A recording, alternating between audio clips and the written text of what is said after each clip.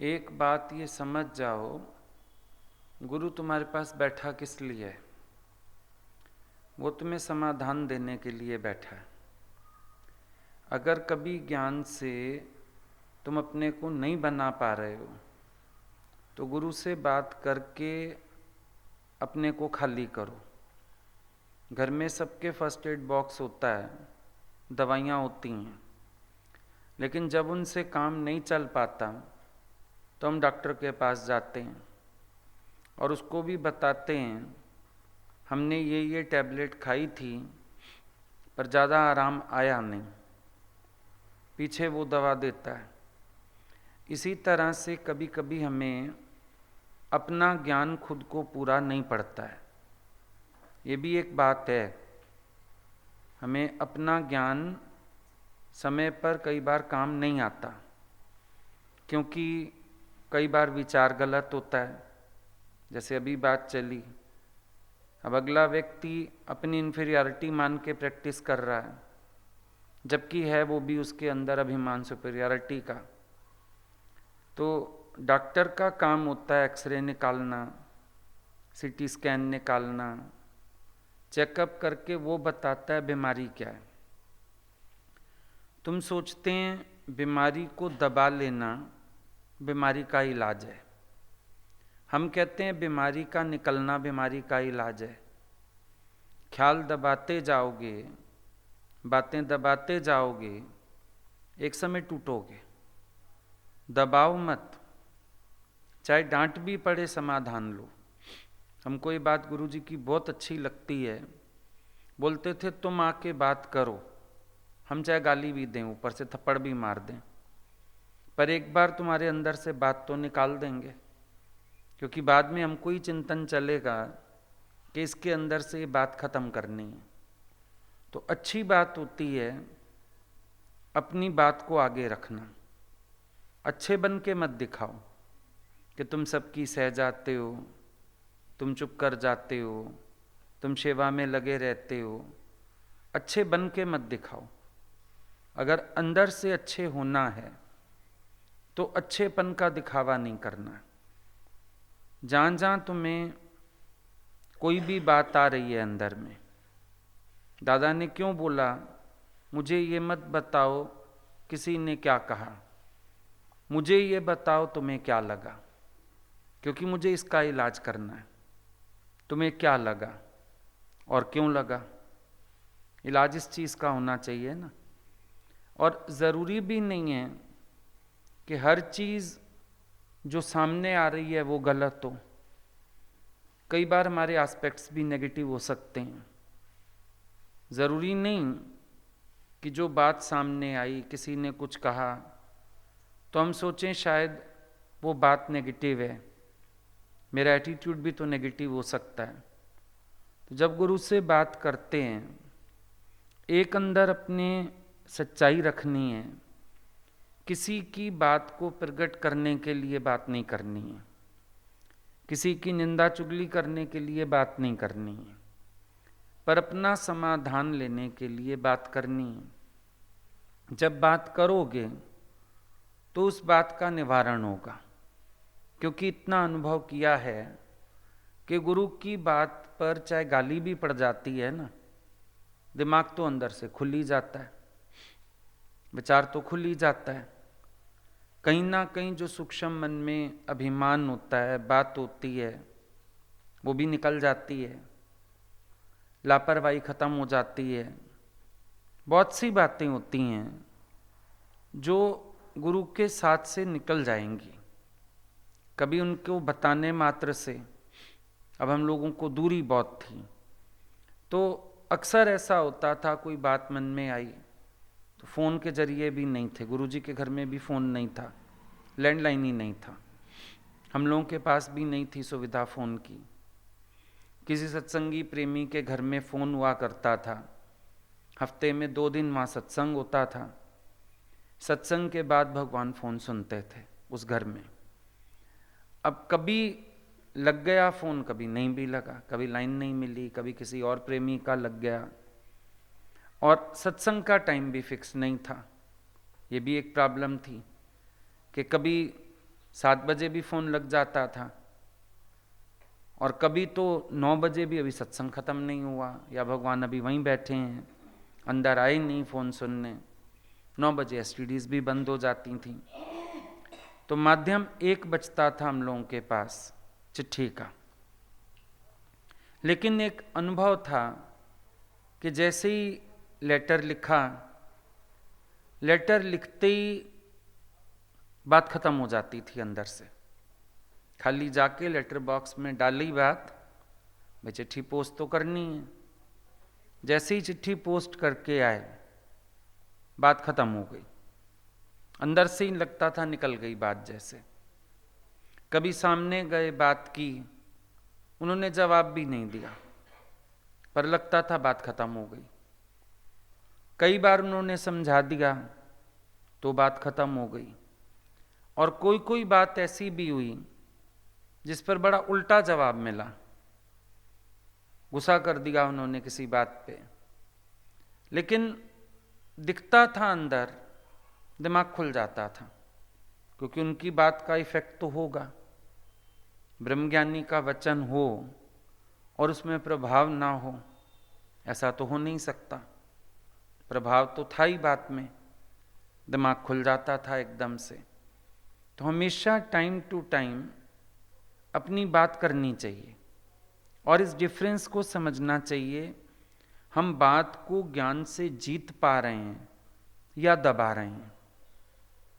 जीत पा रहे हो, तुम राइट ट्रैक पर हो, पर तुम दबा रहे हो, तुम रॉन्ग ट्रैक पर हो।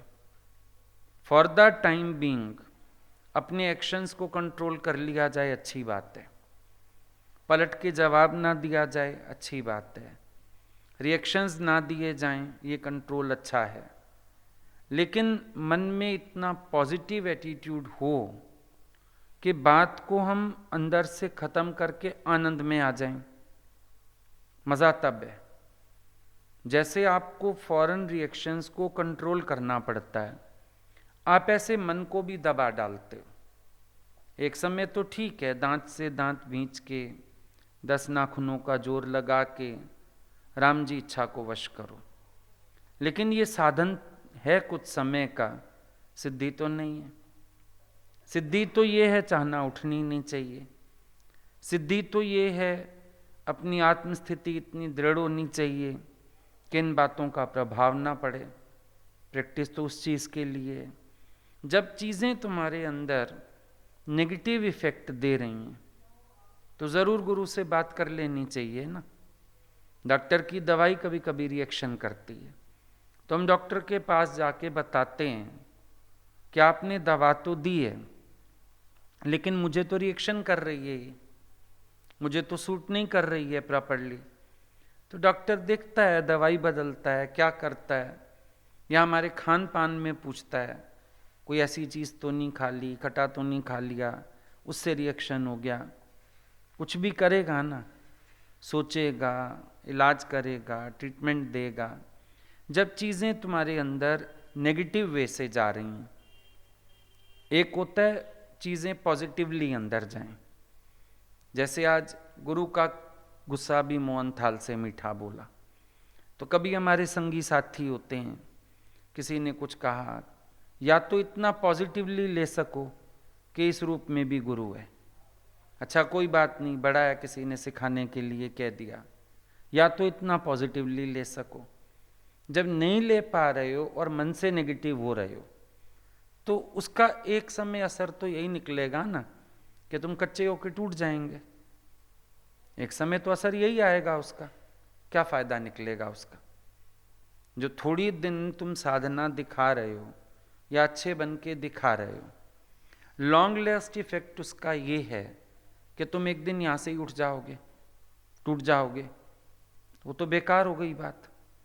पर बेटर ये है हम समय समय पर अपनी डोज लेके चीज़ों को एक राइट एटीट्यूड देना सीखें, समझना सीखें। होता है आजकल फर्क हर चीज़ का है। जैसे अपने घरों में देखो तुम, अब तुम घर में तो रहते हैं, आजकल भाई बहन एक एक हैं, ज़्यादा बच्चे हैं नहीं। पहले जॉइंट फैमिलीज होती थी, चाचे ताए के भी हो गए, अपने भी 2-4 भाई बहन हो गए, थोड़ा आता था एडजस्ट करना। कोई कुछ कह गया, किससे लड़ाई हो गई, किससे बात हो गई। आजकल सब हो एक एक, लाडों में पले हुए, माँ बाप भी प्रेम ज़्यादा करते हैं, एक एक बेटा है, एक एक बेटा है। तो क्या होता है उससे, अंदर जो स्टेमिना है वो कम है, सबके अंदर कम है, क्योंकि एटमॉस्फेयर ही ऐसा नहीं मिला। गुस्सा कोई करता नहीं है घर में, उल्टा कोई बोलता नहीं है, काम वाम करने की आदत नहीं है, एक अच्छे उससे चले हुए हैं सब अपने घर में। तो अब जब 4 लोगों के बीच कभी रहते हो तो स्वभाव निकल के आते हैं, अगलों के भी निकलते हैं, तुम्हारे भी निकलते हैं, दोनों बातें। लेकिन ऐसे में अपने को बनाना चाहिए। ऐसा नहीं कि हम अपने को कमज़ोर करके बैठ जाएं, नेगेटिव हो जाएं। अब तुम कहोगे हिंसा तब है जब मैं पलट के जवाब दूं, लेकिन ये अपने आप से हिंसा नहीं है कि तुम पूरा समय अपने को इतना नेगेटिव कर लो कि डिप्रेशन की तरफ चले जाओ, इतना नेगेटिव कर लो कि तुम अपने को 4 लोगों के बीच बैठने योग्य ना समझो, इतना नेगेटिव कर लो कि ये सोचने लगो कि मैं शायद ज़िंदगी में कहीं सफल ही नहीं हूँ। ये हिंसा नहीं है अपने आप से। एक विचार करके देखो, इंसान अपने से भी तो हिंसा करता है ना। एक हिंसा हम सामने वाले से करते हैं, हम क्रोध करते हैं, हम जवाब देते हैं, पलटवार करते हैं, तो भाई हम कहेंगे हिंसा किया हमने। मन वचन कर्म से हम अहिंसक बने, सुना ही हुआ है। लेकिन क्या दूसरों के प्रति अहिंसक बनना है? मन वचन कर्म से मनुष्य को अपने लिए भी तो अहिंसक होना चाहिए ना। और अपने लिए तुम सबसे ज्यादा मन से हिंसक होते हो, उससे कम वचन से होते हो। कर्म से तो हिंसा अपने साथ कोई विरला करता है, नहीं करता कोई भी। कोई अपने को चांटा नहीं मारता, कोई कोई होता है अपने को मार लिया, अपना सिर फोड़ लिया, दीवार से टक्कर मार दी, सुसाइड कर लिया। अपने से हिंसा बहुत रेयर कोई करता है, ऐसे कर्म से, है ना। लेकिन मन से हम सब अपने साथ हिंसा करते हैं ना। यहां सत्संग में भी आके तुम लोग मन से अपने साथ हिंसा करते हो, नेगेटिव सोचते हो। हम गुरु जैसे कहाँ हो सकते हैं? क्यों नहीं हो सकते? जब गुरु तुम्हें इतना प्यार कर रहा है, जब गुरु तुम्हें इतना योग्य समझ के अपने साथ बिठा के बैठा है, फिर तुम क्यों नहीं हो सकते हो? ये हिंसा है, तुम्हारी हिंसात्मक प्रकृति है। अपने से भी हिंसा मत करो। अपने आप को बनाना अच्छी बात है, अपनी भूल को स्वीकारना भी बड़ी अच्छी बात है, लेकिन अपने साथ हिंसा करना तो बुरी बात है। क्यों हिंसा करते हो अपने साथ? क्यों नेगेटिव सोचते हो अपने लिए? और कोई भी व्यक्ति संसार में परफेक्ट तो है नहीं। No man is ever perfect. आत्मा की बात छोड़ दो, but no man is ever perfect, क्योंकि परमात्मा ऐसा बैठा हुआ है, हर एक से गलती करा देता है। वो बचपन से चलना सीखा हुआ है, तो भी तो चलते चलते लड़खड़ा जाते हैं, गिर जाते हैं। परफेक्ट है क्या कोई? रोज सीढ़ी चढ़ते हैं उसी घर की, अचानक किस दिन पैर मुड़ भी तो जाता है। रोज कोई गाड़ी चलाता है, अब ड्राइवर रखते हैं बसों के, इसके ट्रेन के, कितना इनकी वो टेस्टिंग होती होगी, सब होता होगा, ट्रेनिंग होती होगी, पास होते होंगे तो बस देते हैं। ऐसे सड़क पे बस चलाने देंगे क्या? तो भी एक्सीडेंट हो जाता है। होशियार से होशियार ड्राइवर गाड़ी मार देता है कई बार। Everything is possible. और मान लो आज कोई तुम्हें बता रहा है, सिखा रहा है, तो उससे भी बैठ के कभी अनुभव पूछो, क्या वो बॉर्न ग्रेट है? हर कोई करते करते सीखता है ना। अब फर्क ये हो जाता है, कभी कोई किसी के ऊपर नहीं होता, वो आप पे ही गलतियां करता जाता है, आप पे ही सीखता जाता है, अनुभव भी सिखा देता है। कोई व्यक्ति काम शुरू करता है, उसके ऊपर पहले ही कोई बैठा हुआ है, अब उसको टोक पड़ जाती है, ये गलत कर दिया, ये ऐसे नहीं करना था, ये ऐसे करना था, उसको टोक पड़ जाती है। अब अगला सोचता है मुझे टोका जा रहा है, मेरे को ही कहा जा रहा है। और जरूरी भी नहीं होता हमेशा कोई क्रोध से ही कह रहा है, लेकिन हमारे दिमाग में भी तो फीड हो जाती हैं चीजें, तो हम चीजों को लेते ही नेगेटिवली हैं। बस मेरे लिए कहा ही जाएगा, बस मेरे लिए बोला ही जाएगा। गलती पीछे करोगे पहले दिमाग चलने लगेगा, मुझे टोका ही जाएगा, मुझे कहा ही जाएगा। अब सपोज कह दिया अगले ने और पक्का हो जाता है, मुझे तो पता ही था, बोलेगा ही अगला, ऐसे ही बोलेगा, रूढ़ी बोलेगा। ये सब अपने हिंसा नहीं है अपने प्रति, गलत संकल्प करना, गलत सोचना, नेगेटिविटी में जाना, क्या ये सब हमारी अपने प्रति हिंसात्मक प्रकृतियां नहीं है? विचार करके देखो, गुरु तुम्हें हर प्रकार की हिंसा से छुड़ाता है। तुम अपने से प्रेम करो, तुम सब शक्तियों के मालिक हो, तुम्हारे अंदर सारी शक्तियां हैं, सब कलाएं हैं। उन कलाओं को विकसित करने के लिए प्रेम चाहिए। जैसे एक बीज डालता है माली, अब वो बीज को हथौड़ी मार मार के प्रस्फुटित नहीं कर सकता। क्या करता है? प्रेम से खाद डालता है, पानी डालता है, बीज प्रस्फुटित होता है, फिर उसकी केयर करता है। एक दिन पेड़ बन जाता है, उसमें फल आते हैं, कटिंग करता रहता है बीच बीच में। तुम भी अपने लिए जब संकल्प का बीज डालते हो तो अपने प्रति एक पॉजिटिव एटीट्यूड, तुम सब शक्तियों के मालिक हो, तुम सब कलाओं के मालिक हो, तुम्हारे अंदर बहुत टैलेंट्स है, क्योंकि तू सर्वशक्तिवान परमात्मा है। जीव है तो उसके पास तो अभाव है चीजों का, परमात्मा के बस से बाहर तो कुछ भी नहीं है। ये सारा ऐश्वर्य तुम्हारा ही तो है। तुम अपने स्वरूप का भी तो ध्यान करो ना साथ साथ। ये जो जीव भाव की गलतियां, जीव भाव की बातें, मिथ्याभिमान, इसको इतना मान रहे हो अपने में, लेकिन अपने स्वरूप को भी तो मानो साथ साथ। और जब तुम अपने प्रति अच्छी फीलिंग लाओगे, अच्छे बीज डालोगे, अपने को प्रेम करोगे, तो प्रेम से खिलोगे। यहां पर पुरुषार्थ अगर प्रसन्न चित्ता से नहीं किया जाता, पुरुषार्थ कभी रंग नहीं लाता। ये बात तुम समझ जाओ। प्रसन्नचित होके अभ्यास करना है, ये पॉजिटिव होके प्रैक्टिस में लगना है, नेगेटिव होके नहीं लगना है। पॉजिटिव होके लगो, अच्छे से चलो, अच्छे से विचार करो। ये भी तो सोच सकते हो कि आज कोई हमको हमारी भूल ना बताए तो शायद हमारी भूलें बढ़ती जाएंगी। ये भी अगले का शुक्र हो गया ना कि हमको समय पर कोई जागृत कर देता है, समय पर हमें कोई समझा देता है। अच्छा, एक तुम भूल करो, तुम्हें टोका ना जाए, कहा ना जाए, संभावना हो जाती है ना दोबारा भूल की। पर एक भूल पे अगर टोक पड़ जाती है, चाहे बुरा लग जाता है पर याद रहता है ना वो अपमान, तो दोबारा काम करते हुए सोच के करते हो। एक पॉजिटिविटी तो उसमें भी है।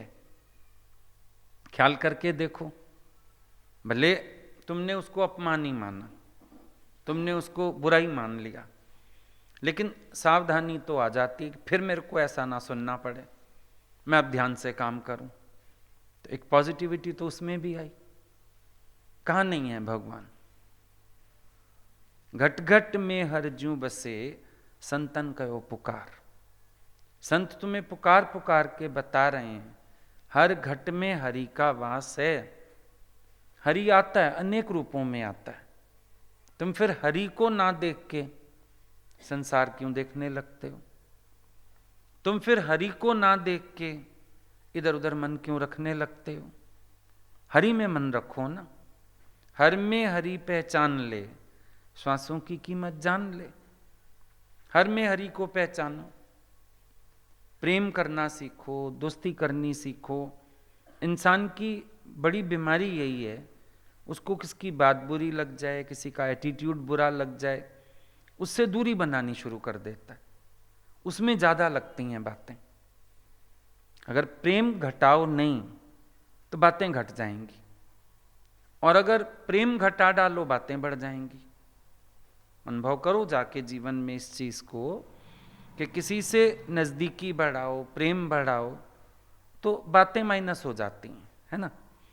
और अगर किसी से दूरी बढ़ानी शुरू कर दो, बातें बढ़नी शुरू हो जाती हैं। और ये रॉन्ग एटीट्यूड हम सब अपनाते हैं जीवन में। जिसकी बात बुरी लगेगी, जो हमको नेगेटिव लगेगा, जो अपने अपोजिट लगेगा, और हम क्या करते हैं, उससे दूरी बनानी शुरू कर देते हैं, उससे डिस्टेंस पे रहना शुरू कर देते हैं। बहुत लोगों का गुरु से डिस्टेंस बन जाता है कि गुरु ने 2 बार कुछ समझा दिया, उधर से भय आ जाता है, उधर से बातों को बढ़ा बैठते हैं, प्रेम घटने लगता है, दूरी बढ़ने लगती है। जबकि नजदीकी बढ़ाओ, प्रेम बढ़ाओ, तो बातों के लिए कोई स्थान ही नहीं बचता है। अब तुम्हारा प्रेमी है, प्रेम वाला है, फ्रेंड होता है, वो पागल भी कह देता है। अच्छा, जितने लड़के आते हैं ना, अगर तुम कभी बैठ के सबसे बात करो अकेले में, लाइफ हिस्ट्री पूछते हैं, हम कुछ पूछते हैं, हम कई बार पूछ लेते हैं, तुम्हें गाली देने की आदत तो नहीं है, यहाँ भाषा संभाल के बोलना, तो झट कहते हैं नहीं ऐसे नहीं आदत है, यारों दोस्तों में तो चलता था। अक्सर लोगों का ये कहना होता है, फ्रेंड सर्कल में तो चल जाता है सब। तो इसका मतलब वहां पर गाली भी बुरी नहीं लगती थी। अभी लड़ाई हो जाए किसी से, कोई गाली दे दे तो ओए गाली नहीं देगा, गाली देते ही गुस्सा आ जाएगा। दोस्त ने गाली दे के भी बात कर ली, बुरा नहीं लगा? क्यों नहीं लगा? क्योंकि वहां प्रेम बढ़ा हुआ है, वहां प्रेम इतना ज्यादा है कि शब्द का कोई मायना ही नहीं है। अगला नहीं कहेगा कुछ, मैंने गलत इंटेंशन से नहीं कहा, मैं कहना नहीं चाहता था, पर आपको लगा ही कुछ नहीं, सफाई भी नहीं मांगते, विक्षेपता में भी नहीं आते हो। इसका मतलब प्रेम बड़ा हो तो बातें घटी रहती हैं, और जहां पर प्रेम घटा हुआ हो वहां नॉर्मल बात भी पकड़ी जाती है। मेरे भले के लिए कहा हो तो भी पकड़ी जाएगी, इतना सही फर्क है। कोई रोज चाय बनाता है, समझो एक एग्जाम्पल देते हैं, कोई रोज चाय बनाए गुरु के लिए, अब कोई देखता है और ईर्ष्या करता है। किसी दिन मौका लग गया, अच्छा आज मैं बनाऊं चाय, अच्छा तुम बनाओ। अब अगला सिर्फ इतना बोल दे, ज़्यादा स्ट्रांग नहीं पीते हैं, कप ये वाला उठा लेना, देख ऐसे लेक्चर दे रही जैसे हमको चाय नहीं बनानी आती, चिढ़ हो गई।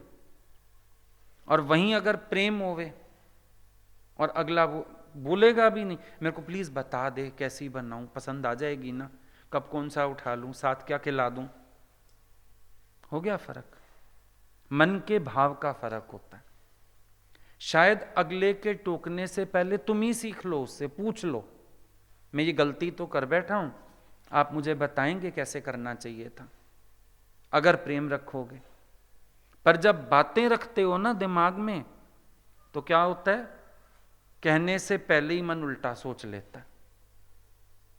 यही गलत है, और इसमें नुकसान किसी का नहीं होगा। आज मान लो एक व्यक्ति से हम तुम्हें दूर भी बिठा दें, फिर कल दूसरा भी तो खड़ा हो सकता है, परसों तीसरा भी तो हो सकता है। फिर ऐसे तो तुम गुरु के साथ भी नहीं चल पाओगे कभी।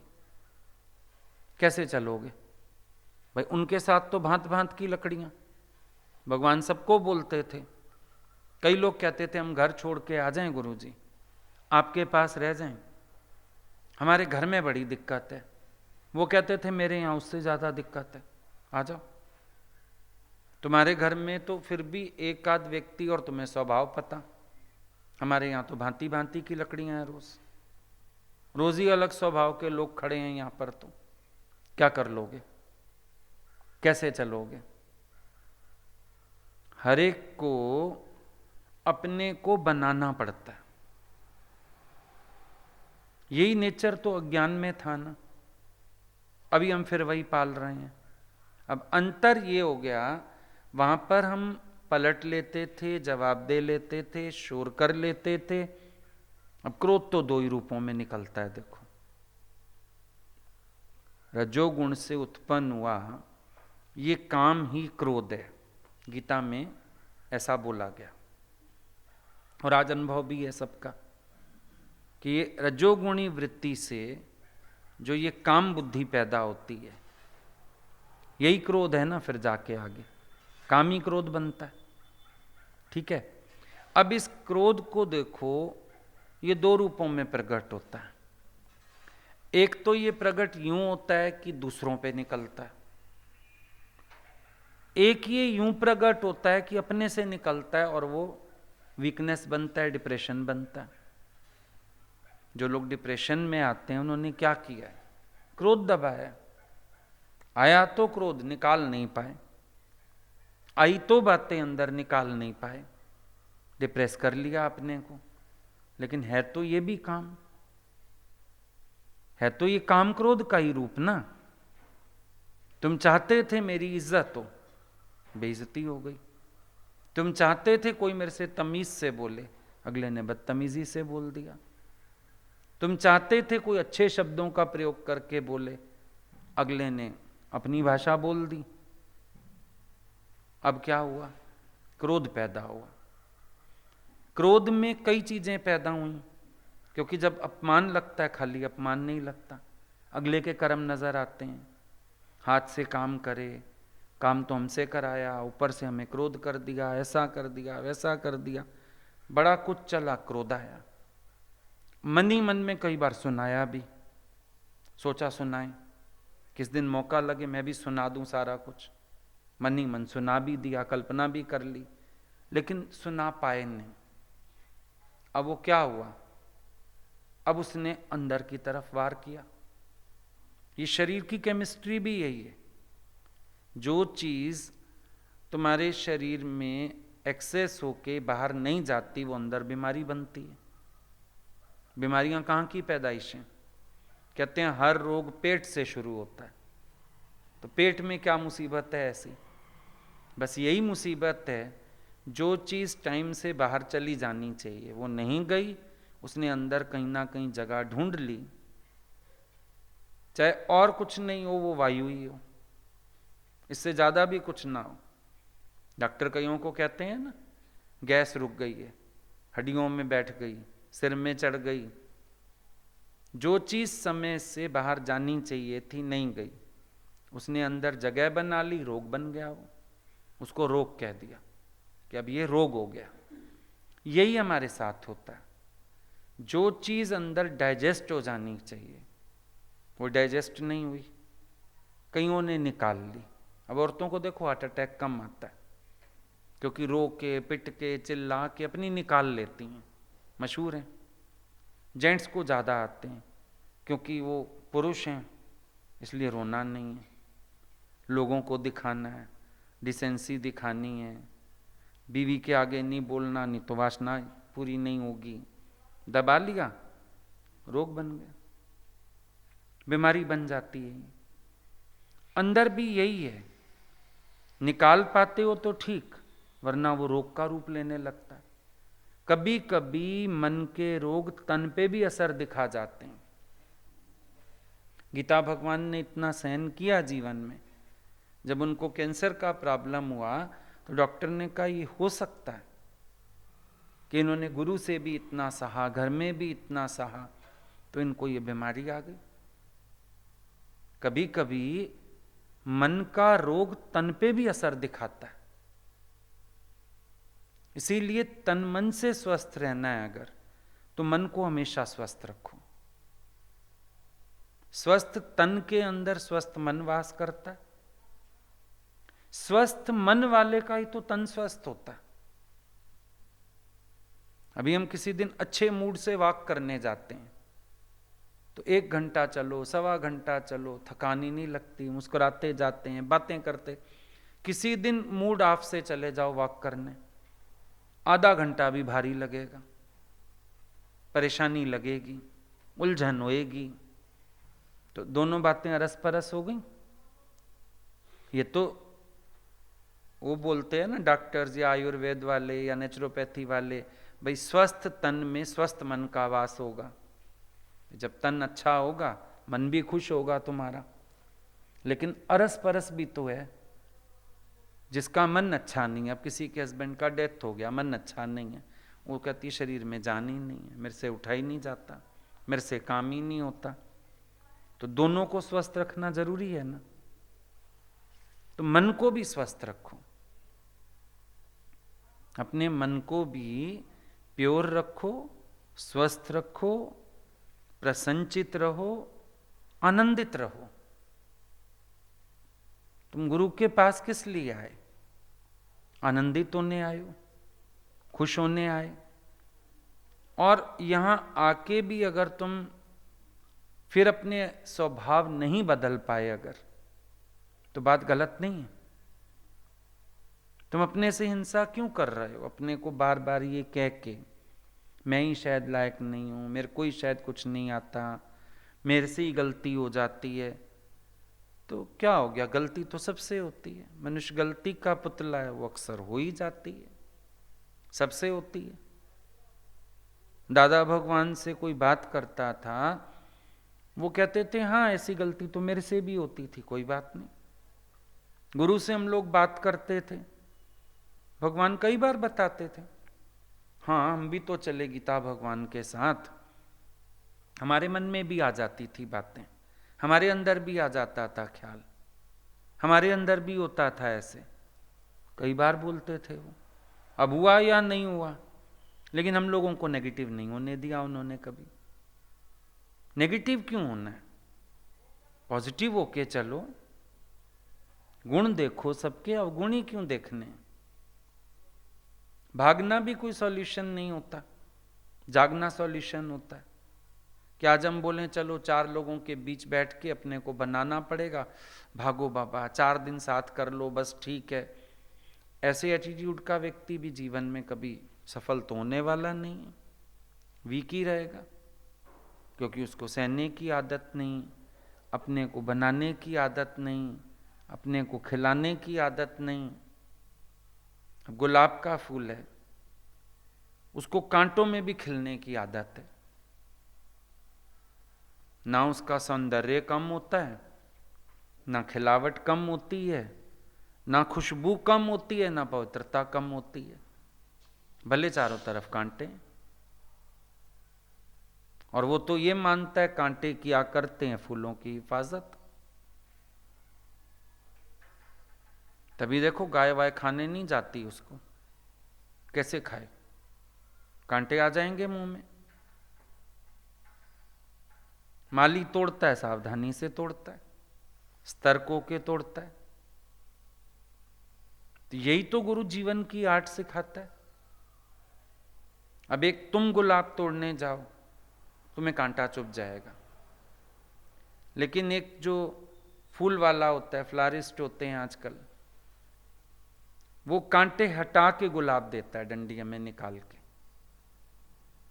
गुरु के पास आके हम अपनी खिलावट बरकरार रखें। कांटे जो हैं वो गुरु का काम है हटाना। जहां जहां तुम्हें कोई कांटा चुभ रहा है, गुरु को बताओ ना, वो उस कांटे को निकाले। वहां भी सोच गलत है। मन सोचता है दूसरा व्यक्ति कांटा है, मेरा अहंकार कांटा है। व्यक्ति कोई कांटा नहीं, जिससे नहीं बनती ना, मन तुम्हारा उसको कांटा मानता है। ये मेरी आंख का कांटा है, ये ऐसा है, ये वैसा है। पर गुरु कहता है नहीं, कांटा तेरा अभिमान है, तेरी मैं कांटा है। इस मैं को जीत, इस अभिमान को जीत, इस मैं को पार कर। कांटा तो यही अड़ता है हर जगह। स्वामी राम तीर्थ ने बोला, मैं सारा दिन ध्यान रखता हूं मेरा मन किसी प्यारे में ना अटक जाए, मेरा मन किसी प्यारे से ना अटक जाए। प्यारे में तो कमी अटकता है, क्योंकि गुरु एक इतना प्यारा मिल जाता है, मन उसी में अटकता है। लेकिन ये से वाली कहानी बड़ी जबरदस्त है।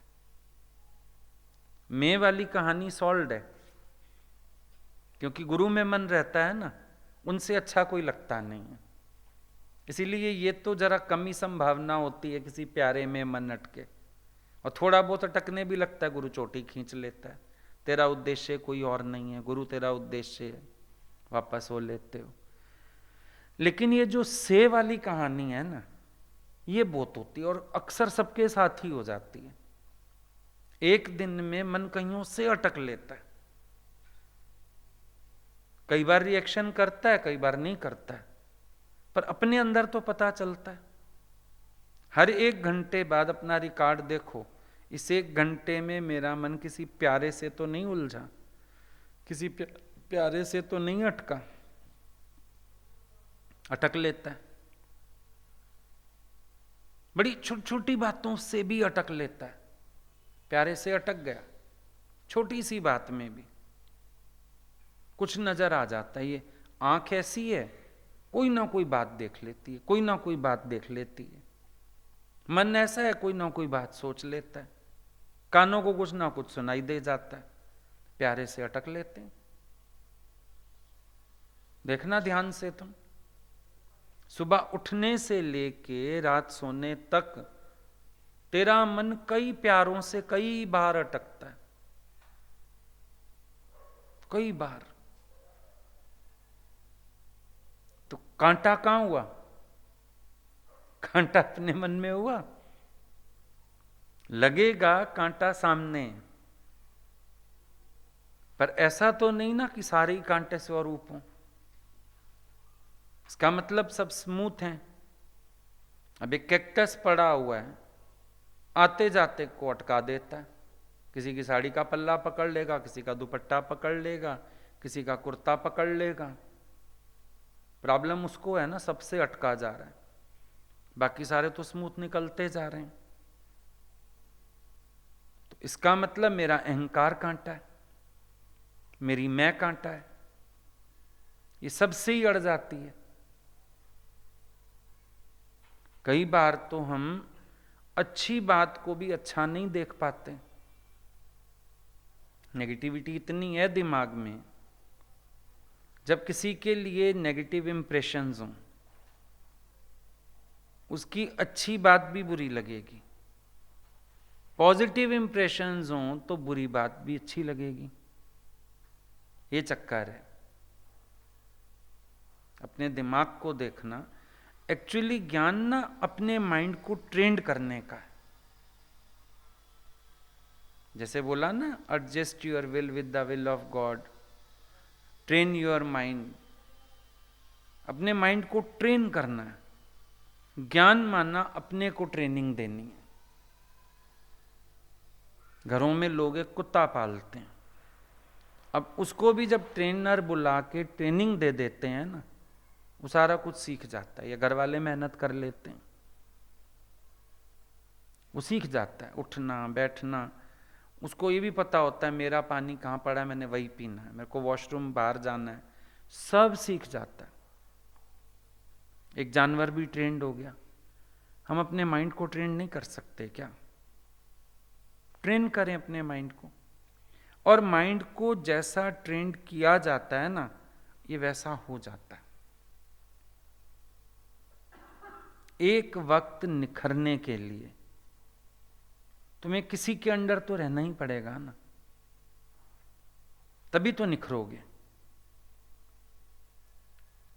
अग्नि में पड़कर सोने का रंग निखरता है। सोना अग्नि में ना पड़े निखरेगा कैसे? निखार तो किसी को भी ऐसे नहीं आता। किसी भी चीज में किसी के अंडर रहना पड़ता। अंडर रहने में तुम्हें अगले के अकॉर्डिंग अपने माइंड को ट्रेंड करना पड़ता है। उससे तुम सीखते हो, समझते हो, निखरते हो। मिलेगा किसी को कुछ नहीं। आज गुरु ने हम लोगों को इतना प्यार किया, सिखाया, बढ़ाया, उनको क्या मिला? सबका प्यार इज्जत सब हमें मिल रहा है ना, उनको कुछ मिला? जो तुम्हें सिखा रहा है उसको कुछ नहीं मिलेगा। एक समय श्रेय तो तुम्हें ही मिलेगा। भाई तुम तो ऑलराउंडर है, भाई तुम तो एक्सपर्ट है। और आज भी ये बात देखना, अगर तुमने नम्रता की, अगर तुमने रिएक्शंस नहीं किए, अगर तुमने प्यार से बातों को सुना, समझा, कोशिश की, तो आज इतने तक तो पहुंचे हो, गुरु के संग के योग्य तो हुए हो। ये इसमें भी तो हाथ है ना किसी का कि नहीं? ये भी विचार कर सकते हो ना कि इसमें भी किसी का हाथ है कि तुम्हें इतना लायक तो बनाया। अब वही बात आ गई फिर कि अगर गुण देने वाला कैसा भी हो, अवगुणी भी हो सकता है, लेकिन तुम गुण लो ना, तुम उसके अवगुणों का मूल्यांकन क्यों कर रहे हो? स्वामी साहब की बात आई कि चोर को पकड़ के ले जा रहे थे राजा के सैनिक। उन्होंने रोका चोर को, बोला क्या किया तूने? बोला मैंने रानी के गहनों की चोरी की और एक गुलदान पे पैर पड़ गया, वो टूट गया, मैं पकड़ा गया। अच्छा, पहले मुझे बता क्या किया तूने? सैनिकों को बोला इसको पेड़ से बांध दो, मेरे को बात करनी है। उसने बताया मैंने 1 महीने तक धीरज करके रेकी की। पहले कितने बजे पहरेदार बदलते हैं, कहाँ कहाँ पर ड्यूटी होती है, मैं कैसे अंदर घुस सकता हूँ। सैनिकों को बुला के बोलते हैं इसके हाथ पैर खोलो। खोला गया, प्रणाम करने लगे। सबने कहा आप क्या कर रहे हो, इतने बड़े संत हो के चोर के पैर छू रहे हो? बोला इसने मुझे सिखाया। एक राजा के घर में चोरी करने के लिए इसने महीना 2 महीना धीरज किया, इंतजार किया, है ना? और परमात्मा के घर चोरी करने के लिए, उसका आनंद पाने के लिए मैं जल्दी से अधीरज हो जाता हूं, मैं परेशान हो जाता हूं, मैं शोर में आ जाता हूं, मैं हलचल में आ जाता हूं। तो मैंने इससे भी सीखा। तो उसका एक सिद्धांत बताया कि भाई गुण देने वाला कैसा भी हो, गुण देने वाला अवगुणी भी हो, तो भी तुम उसका गुण ले लो ना। तुम्हें यह देखने की क्या जरूरत है कि उसके अपने पास गुण हैं या नहीं है। अब वहां से भी तो सीख गया। बुल्ले शाह भी सीखा होगा, तभी उसने बोला बुल्लिया पी शराब खा कबाब ते बाल हडांदी अग, चोरी करते भन घर रबदा ठगां दे ठग नू ठग। अब शराबी कबाबी चोर सबसे सीख गया वो, तभी तो कहा होगा, सबसे ही सीख लिया उसने। तो ये भी क्या अड़ना या ये भी क्या सोचना, क्योंकि मन की सबसे बड़ी बीमारी है कोई कुछ सिखाए समझाए, सबसे पहले मन कहेगा पहले अपने को तो देखे, खुद तो ऐसे करता है, मेरे को ऐसे कह रहा है। ये सबसे गंदी बीमारी है। तुम इस बीमारी को मत पालो। ये मत सोचो कभी भी अगला क्या करता है, क्योंकि जब तेरा ध्यान उसमें चला जाता है तेरा अहंकार पुष्ट होता है। मत देखो इस बात को, अगला क्या कर रहा है, उसके लाइफ में क्या है, तुझे क्या करना। तुझे एक अच्छी बात मिल रही है ना, तू गांठ बांध और आगे चल। कभी किसी शॉप पे जाते हैं, कोई चीज हमें भी पसंद आती है, सामने वाले को भी पसंद आती है, फटाफट हम शॉपकीपर को कह देते नहीं नहीं ये तो मेरी फाइनल है, वो ना ले ले। गुण उठाने में इतने उदार क्यों नहीं बनते? बोलो ये तो मेरा फाइनल है, अब तू बना अपने को या ना बना, मेरा फाइनल है, मैंने ये सीख लिया, मैंने ये अकल ले ली, मैंने ये। लेडीज को देखा करो कभी, खास तौर पे लेडीज करती हैं, अभी ढूंढ रही है साड़ी कौन सी लूं, अच्छा भैया और दिखा, इतने में किसी को पसंद आ गई वो वाली साड़ी जो इसने खुलवा रखी है। अगली कहेगी ये आपने ली क्या, नहीं तो मुझे पसंद, नहीं नहीं ये तो मेरी फाइनल। भैया तूने साइड नहीं रखी है, साइड रख दे इसको, ये मेरी फाइनल है, नीचे रख दे काउंटर में, दिखे भी ना अब किसी को। और चाहे बाद में कोई और पसंद आ गई उसको छोड़ आएगी, वो पिटता ही रहता है दुकानदार कि आप अगली को लेने देते हैं ना। इतनी तत्परता होती है कि जो मैंने पसंद कर लिया उसको कोई और ना अपना ले। तो हम ये क्यों नहीं सोच सकते कि जो गुण मुझे पसंद आ गया मैं अपना लूं, अगले को टाइम लगता है तो लगे। और ये भी बात है कि मेरी कौन सी नज़र इतनी अच्छी है जो उसके जीवन में उस गुण को मैं एडमायर कर लूं, और अगर मैं एडमायर कर गया होता, मैं धारण ना कर लिया होता। दिखाने की कोशिश करते हो अगले को, बस बोलना चाहते हो, पर सोचो ना तुम्हें कौन सा इतनी तुम्हारी आंख खुली हुई है कि तुम्हें उसके जीवन का गुण नजर आ गया होता तो तुम धारण कर चुके होते। तुम्हें नहीं दिख रहा, तुम्हें देखना आता ही नहीं, फिर ये भी कैसे कह सकते हो कि अगले के जीवन में है नहीं मुझे कह रहा है? ये भी नहीं कह सकते हो, है कि नहीं? और फिर सिखाने वाले का अपना तरीका भी होता है, कभी कभी मजबूरी भी होती है। दोनों बातें। जब कोई सिखा रहा है कुछ, हो सकता है उसका तरीका हो सिखाने का, और यह भी हो सकता है कि कहीं कहीं मजबूरी हो। अब कोई कोई स्टूडेंट ऐसा होता है टीचर को कान उमेटने ही पड़ते हैं।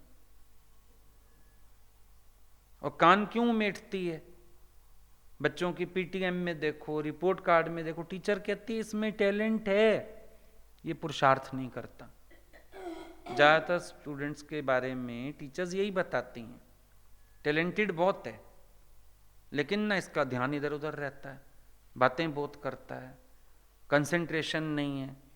तो मतलब टीचर का जो दर्द है वो क्या है कि इसके अंदर पोटेंशियल है, मैं उसको प्रकट कर दूं। तुमसे कोई मेहनत कर रहा है अगर, वो तो कुछ सोच के मेहनत कर रहा होगा ना, कुछ तो सोच रहा होगा, अगला भी कुछ सोच के मेहनत कर रहा होगा कि इसमें पोटेंशियल है, इसको आता है, बस जो इसकी लापरवाहियां हैं स्वभाव में, अच्छा ये निकल जाए। तभी तो कोशिश की होगी ना किसी ने, ये भी तो विचार करो। ऐसे तो कोई कोशिश भी नहीं करेगा। एक जगह भूमि उपजाऊ दिखती है तो हम लोग बीज डाल देते हैं, कुछ उग जाएगा यहाँ पे। बंजर भूमि में तो कोई बीज भी नहीं वेस्ट करेगा। तो कोई अपने कलाएं, कोई अपनी शक्ति क्यों वेस्ट करेगा? अगले को लग रहा होगा कि हम कैच कर सकते हैं, हम बना सकते हैं, हम अपने को मोड़ सकते हैं, हम शायद कोशिश कर सकते हैं, अगले को लग रहा होगा। तो इस चक्कर में वो हमारी हेल्प कर रहा होगा। अब हमें तो मिले हेल्प और हम मचाएं शोर, तो अंदर से हो गए ना चोर। हेल्प मिल रही है, तुम ये नहीं देख रहे। अब एक डॉक्टर के पास तुम जाते हो तो उसके हाथ की छुरी दिख रही है, अपने पेट में पड़ी रसोली नहीं दिख रही। दोष तो यही है। ये नजर आ रहा है डॉक्टर ऑपरेशन करने आ गया, छुरा लेके आ गया, पर तुम्हारे अंदर बीमारी ना होती तो डॉक्टर को छुरा चलाने की क्या जरूरत थी? अगर मेरे मन में दोष ना होता, मेरी गलती ना होती मेरे कर्म में, तो किसी को मुझे कहने की क्या जरूरत थी? तो कहीं ना कहीं अपने नेचर की वीकनेस है ना, उसको ठीक करो। और उसके बाद इतना नाजुक कली बनने की क्या जरूरत है? आए तो शेर छपाने हो, सुई सहन नहीं करनी है। वो आदमी गया, पहले वो हाथ पे बना देते थे ना, गोदना कहते थे, पुराने लोगों के उस पे नाम लिखा रहता है। औरतों का अपना नाम नहीं लिखते, लिख देते थे कालू राम की बहू, उस पे लिखा रहता था भाई ये गुम ना हो जाए, लिखवाते थे। कोई ओम बनवाते थे, कोई कुछ कराते थे। वो आदमी गया, कहता है मैं सिंह राशि में पैदा हुआ हूं, मैं शेर छपाने आया हूं। अच्छा भाई शेर छपाने आया है तो बैठो। उसने अपना लेके सुई और शुरू हुआ। उसमें पेन बहुत होता है, एक सुई लगे तो दर्द होता है, तो सोचो वो इतनी सुइयां मारेगा तो दर्द तो होगा। हुआ उसको दर्द। कहता है क्या बना रहे हो? बोला पूंछ बनाता हूं शेर की, पीछे से शुरू किया है। बोला आजकल कुत्तों की पूंछ लोग काट देते हैं, तो ऐसी शेर की पूंछ बना रहा है, पूंछ रहने दे। फिर थोड़ी देर में दर्द हुआ। आप क्या कर रहे हो? बोला कमर बना रहा हूं।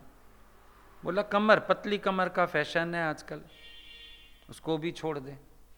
उसको इतना गुस्सा आया, जो बनाने वाला था उसने धक्का दिया दुकान से, बोला बाहर निकल। बड़ा आया तो सिंह राशि में पैदा हुआ, शेर छपाने, इतना सा दर्द सह नहीं पा रहा है। अब तुमने भी मार्ग कौन सा चुना? ब्रह्म ज्ञान का। मार्ग कौन सा चुना? शम्स तब्रेज का। मार्ग कौन सा चुना? क्राइस्ट का। और फिर अभी तो किसी ने खाल खींची नहीं, क्रूसीफाई किया नहीं, दो शब्दों से ही तुम इतने ढीले पड़ जाते हो। तो सोचो तो सही, फिर कैसे चलोगे इस रास्ते पर? जितना किसी व्यक्ति की सहन शक्ति कम है, इस मार्ग पर डर है मंजिल मिलने का। सहन शक्ति तो होनी चाहिए, विल पावर स्ट्रांग हो, चीज़ों को दाएं बाएं करना आता हो, सहन करने की आदत हो, इग्नोर करने की आदत हो, चीज़ों को पॉजिटिवली लेने की आदत हो। कैसे चलोगे? तभी तुम देखो लोग बंधज्ञानी जल्दी बनते हैं, क्योंकि ज्ञान लेके अपना सत्संग बना लिया और अपना ज्ञान बोलना शुरू कर दिया। बहुत इजी काम है। गुरु का संग करना मुश्किल है, गुरु के साथ चलना मुश्किल है। ऐसे लोग एक 24 घंटा भी गुरु के साथ नहीं रह सकते, कर्म ही देखते रहेंगे सारा टाइम, या फिर डिप्रेस होते रहेंगे, क्योंकि आदत ही नहीं। ये काम तो बहुत आसान है, आजकल तो और इजी हो गया। अपने ही घर में बैठे 2 टाइम जूम क्लास ले लो, भगत के भगत बने रहे, आन बान शान बनी रही, लेकिन अंदर से कच्चो रे कच्चो। अंदर तो बहुत कच्चापन है, एक शब्द नहीं सहन होता। एक उनको मुंह पे हम लोग ये भी नहीं कह सकते कि तुम बन के बैठे हो, इतना भी नहीं सह पाएंगे। वो गुरु को छोड़ जाएंगे पर अपने आप को बना नहीं सकते, उनको सेवा भी नहीं बता सकते। तो अंदर से तो हो गए कच्चे, बाहर से ज्ञानी बन बैठे। तो जब सहन शक्ति नहीं थी भाई, तुम शेर छपाने आए क्यों? तुमने तो संसारिक एडजस्टमेंट कर ली, कथा करनी आ गई, कथा की कमाई खा ली। जबकि ज्ञान बहुत अलग चीज है। गुरु के परीक्षाओं से निकलना, गुरु के इम्तिहानों से निकलना, गुरु के साथ साथ जो और गुरु भाई बैठे रहते हैं, सबके इम्तिहानों से निकलना, कोई चर्चे मस्ती की बातें थोड़ी।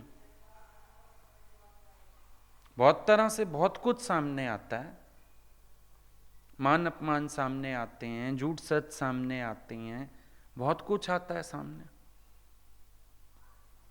लेकिन फिर अपने अंदर प्रेम का भाव करना, फिर अपने को मोड़ना, फिर अपने को बनाना। अगर कमजोर रहोगे ना, इन दो में से एक रास्ता तैयार करोगे, या तो छोड़ के भागोगे, या फिर बोलोगे हमको भी सत्संग करने आता है, हम अपना सत्संग बना के बैठे हैं। लेकिन दोनों ही काम गलत है। ऐसा व्यक्ति अंदर से कच्चा है। मतलब कम से कम गुरु का आशीर्वाद तो नहीं है उसके साथ, गुरु ने तो पास नहीं किया उसको, गुरु के यहां से तो मार्क्स 0 है, उसका भी फायदा नहीं। तो चलो हम बैठे हैं, हम अपना बना के बैठे हैं, अपने तरीके से बैठे हैं, उससे क्या होगा? उससे भी कुछ नहीं होगा। जेड़ा बंदा दिलों अपने गुरांदा दास नहीं होंदा, गुरां दे इम्तिहानां तो कदी वो पास नहीं होंदा। और ऐसे में और छिपाना पड़ता है लोगों को। ये बताएंगे नहीं हम तो जो नहीं होगा ना शरीर में गुरु आगे का, बोलेंगे हम तो उसके भगत है। असल में प्रेजेंट गुरु को मान भी नहीं पाएंगे क्योंकि उसके इम्तिहानों से तो गुजरे नहीं, हैं बंद ज्ञानी अंदर से, क्या करें फिर, फंस गए। तो लोगों को कहेंगे नहीं नहीं हम तो उनके भी आगे जो थे ना उनको मानते हैं। असल में है कच्चापन अंदर, सेवा में घिस नहीं पाए, राग द्वेष को जीत नहीं पाए, ईर्ष्या जलन से मन हटा नहीं पाए।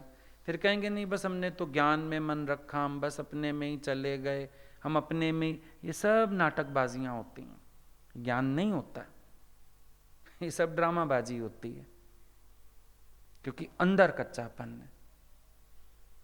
तो अगर एटीट्यूड्स ठीक नहीं किए, तपस्या शुरू नहीं की, तो तुम एक समय ऐसी किसी स्टेज पे खड़े रहोगे, या तो वापस माया में मुड़ जाओ, और अगर वहां जाने की हिम्मत ना हुई तो फिर लगेगा चलो इस तरह के ज्ञानी बन के अब जिंदगी पार कर लो, क्योंकि थोड़ा आसान हो जाता है। सिर की मिटे खाज लोग कहे महाराज, सिर की खाज मिट गई, गंजा हो गया ना बाबा, और लोग कहे महाराज। आसान है संतपना ऐसे वाला, बहुत आसान है।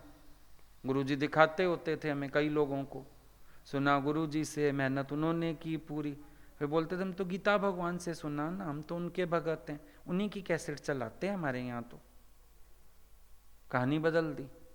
पर भगवान बोलते थे ये सब वो लोग हैं जो मैदान में कच्चे रह गए, जो अपने को बना नहीं पाए,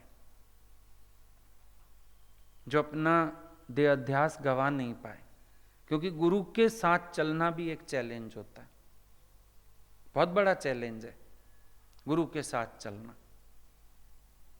और ऐसे चलना तो बहुत आसान है, कोई मुश्किल बात थोड़ी है। 2 कैसेट ले जाओ, एक भजन की डायरी रख बैठो, सत्संग हो गया। इतना आसान है सत्संग, तो कोई भी बोल सकता है। ये तो आज विवेक जागृत है ना, तुम कहते हैं बिना अनुभव के मैं बोलूं क्या, उतना ही बात हम कर पाते हैं जो हमने समझी होती है। तो विवेक जगा दिया गुरु ने, वरना ऐसे विवेकहीन लोग तो बहुत सारा ज्ञान बोलते हैं। गीता भगवान की कैसेट्स लिख लो सारी, आत्मा की वाणी मिल जाएगी। अष्टावक्र गीता लिख लो, पढ़ लो। अब तो तुम्हारी जैसी आत्मा कोई नहीं बोल सकता, बुद्धि तेज हो अगर, आत्मा बोलो। लेकिन आत्मा कार नहीं है, सिर्फ आत्मा बोल रहा, क्योंकि आत्माकार की पहली सीढ़ी गुरु से होके जाती है। गुरु को अहंकार अर्पण नहीं किया। राजा जनक ने तन मन धन पहले अर्पण किया, उसके बाद ज्ञान शुरू हुआ, फिर अनुभव हुआ। तो पहली सीढ़ी तो गुरु है। पहले गुरु को तन मन धन दिया, अधिकार दिया, गुरु के हुक्म में उसका तन चल रहा है, गुरु की सेवा में बैठा है, संगत में बैठा है, संगत में चरण धूल हुआ है। नहीं तो फिर ये रास्ता ढूंढ लेते हैं। तो ऐसे में कमजोरी है, ऐसी नाजुक कली मत बनो, बहुत लॉस होगा। गुरु के सिवाय ज्ञानी तो हो जाएगा, ब्रह्मज्ञानी कभी नहीं होगा। और भक्ति का रस तो जीवन में कहीं होगा ही नहीं। शुष्कता, रूखापन, प्रेम रस कहीं होगा नहीं, खिलावट होगी नहीं, दिखावा होगा। जबरदस्ती होठ को ऐसे खोल के बैठे रहोगे कि मैं बड़ा आनंद में हूं, बड़ा आनंद में हूं, बड़ी मेरे को मस्ती आ रही है, दिखावा, उसका फायदा नहीं। इसीलिए B clean rather than clever. सच्चे होके चलो, साफ दिल होके चलो, बार बार अपने को अपना उद्देश्य याद दिलाओ, दिखाओ मैं क्या करने आया था, मैं क्यों पड़ गया फालतू बातों में, मैं क्यों इतना कमजोर हूं अंदर से कि कहीं कुछ सहना पड़ता है तो मैं सह नहीं सकता हूं, मैं क्यों स्ट्रांग नहीं हूं, मैं क्यों बोल्ड नहीं हूं, मैं क्यों अंदर से मजबूत नहीं हूं। सब बातों का विचार करो अपने अंदर और इस नाजुकपन से छूटो। दुनिया में भी जो लड़की घसती नहीं वो वसती नहीं। जो लड़की नाज नखरे दिखाए ना ज़्यादा, मैं सेवा क्यों करूं, मैं सास ससुर के साथ क्यों रहूं, मैं पति को क्यों सुनूं, मैं गुस्सा क्यों सुनूं, इतने जो नाज नखरे रखती है वो लड़की कभी बस ही नहीं सकती। दुनिया में भी है। गुरु के साथ भी वो बसेगा जो बेशर्तों के चलेगा, जो इतनी शर्तें रखेगा, अपना अहंकार रखेगा, अपनी मैं रखेगा, कुछ सुन नहीं सकेगा, तो वो क्या करेगा गुरु के पास बैठ के? कोई फायदा ही नहीं होगा। आई बात समझ में?